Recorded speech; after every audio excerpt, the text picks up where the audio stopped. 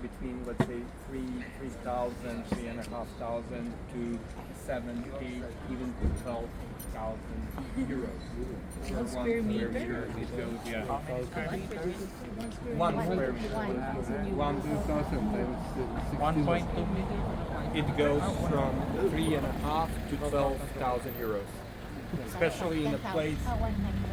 Around 500,000 pesos Per square meter? per meter. Prime nila, prime. So, for example,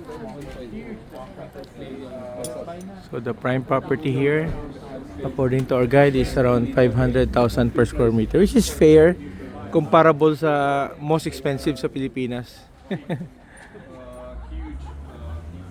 We're having a night tour here, na? This area. Super lamig. Ay nako.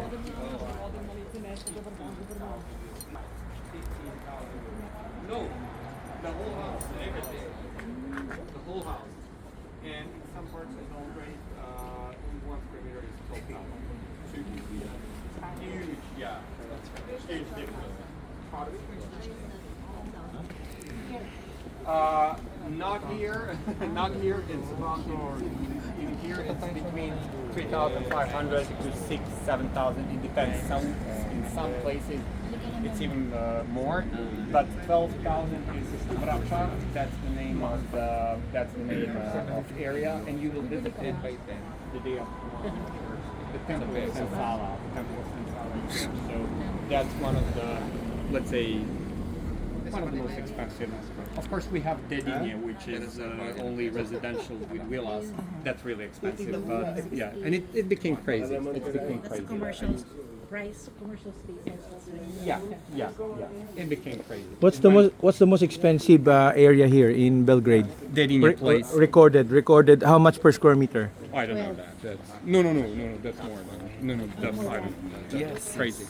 That's area with villas, beautiful villas, mostly from 1930s.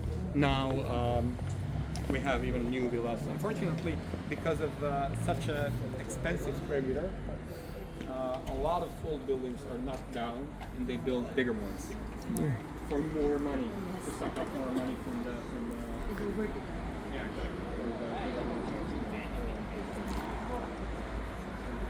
On the left-hand side, there is one building from 1830s with strong influence of Ottoman architecture. So this is a strong influence of exactly the same time as the cathedral. We're having a night tour here in Belgrade. We just arrived at 6 o'clock in the evening. Baroque.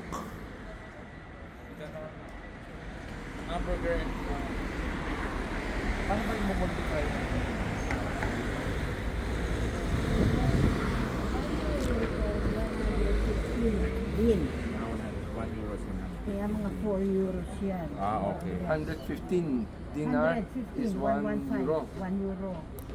115. Magkano tong burger Euro yan. in peso? So mga 4 Hindi, sa euro na lang. Magkanto sa Euro. Mga 4 euro daw to. Mga 4 euro. Ah, okay lang siya. Pwede na, affordable okay na. Okay na. Na, no? Kasi